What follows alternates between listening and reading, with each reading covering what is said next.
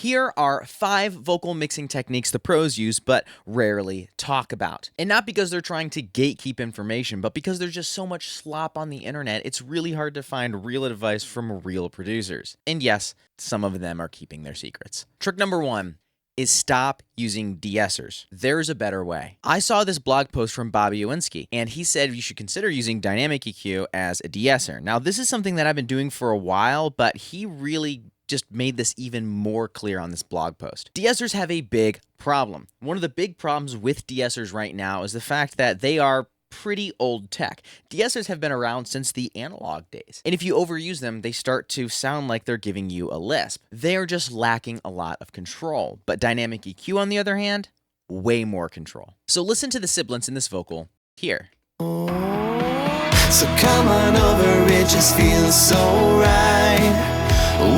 Lot going on. So if we used a typical de-esser, we could get some control over those S's, but there's really not a whole lot of control that we have over this. And it can start sounding like he has a lisp if we're going a little too far. So come on over, it just feels so right. It just sounds pretty artificial. Now what we can do instead is we can grab a dynamic EQ and we can search for that specific frequency, and we can even do multiple different bands of this. So let's take a look. Let's make a band here, and let's just give it a listen and see if we can find where that S is really standing out.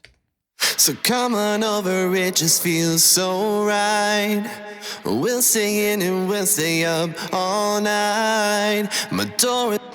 So come on over, it just feels so right around that 6K area. So what I'll do is I'll put this here, and then I'll just turn on dynamic mode here, and then I'll just bring my target down maybe 6 dB. Let's just give it a listen and see what that actually sounds like. I'm going to use the automatic threshold for this inside of Infinity EQ. There are lots of EQs that have dynamic options like F6 from Waves, Infinity EQ, even the stock EQ inside of Studio One. There's a lot of them out there. Pick one of your favorites and go all in. So then I'll just keep adjusting the target until I feel like I'm getting a really decent amount of sibilance reduction out of this. so right.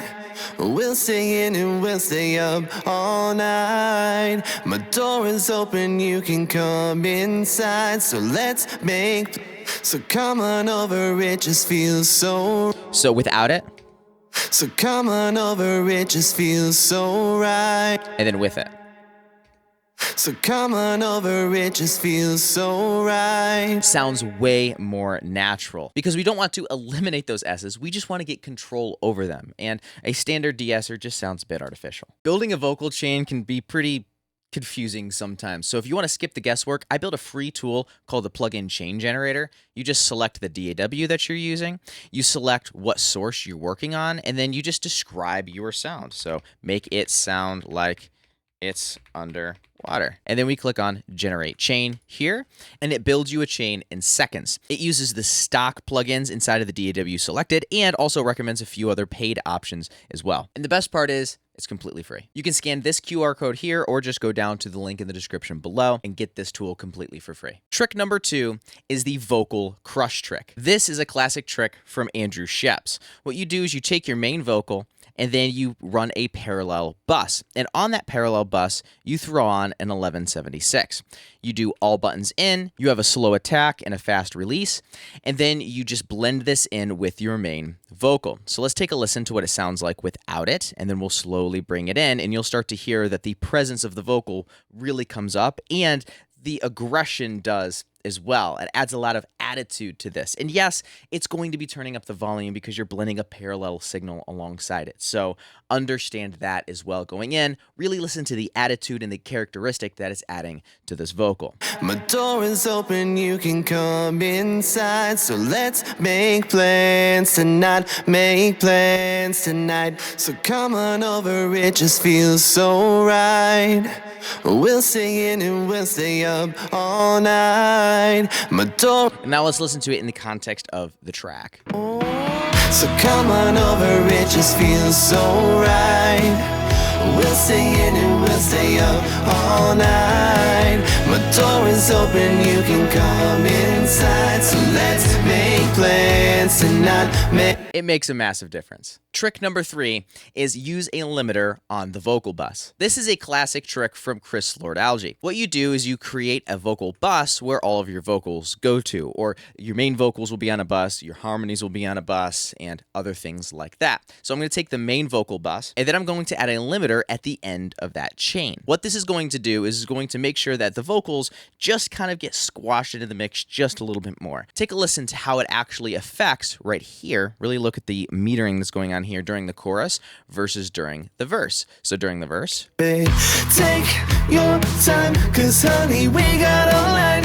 You and me, you know it just feels so right. barely doing anything at all. But during the chorus, it's really taming everything out here. So come on over, it just feels so right.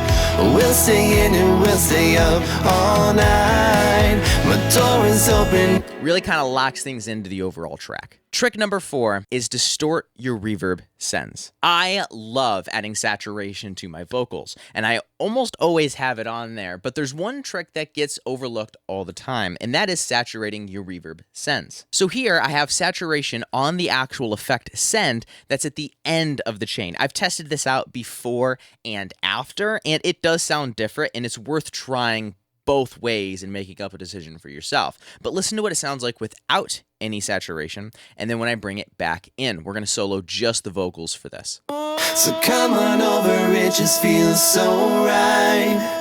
We'll stay in and we'll stay up all night. My door is open, you can come inside. So let's make plans tonight. Really adds a bit of thickness to that reverb. Now, let's take a listen to just a single vocal in the verse. I'm all alone and tonight I'm home, baby.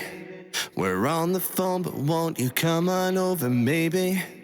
The way you look tonight, oh honey, don't go crazy. Adds a bit of subtle warmth and richness to that reverb that was lacking before. And mixing trick number 5 is to sidechain your vocal effects. At the end of my vocal chain, I have a compressor, and I am sidechaining that to the main vocal bus. So every time the vocals come in, it is triggering this compressor to turn down the reverb and delay on the effect bus. What this does is it allows me to really lock in where the reverb is going to be set at. A lot of the time, you would be doing this with automation, and you still can blend in automation alongside this technique. This is just a quick way to get the reverb and delay out of the way of your vocals, and it saves you a ton of time in the automation process.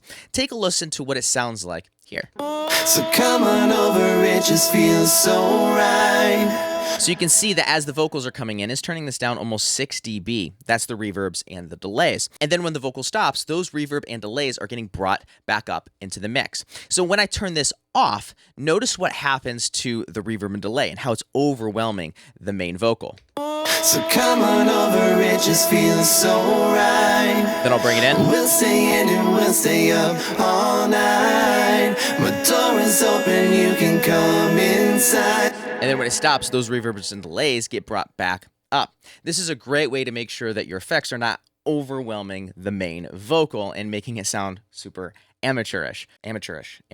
Is that a word?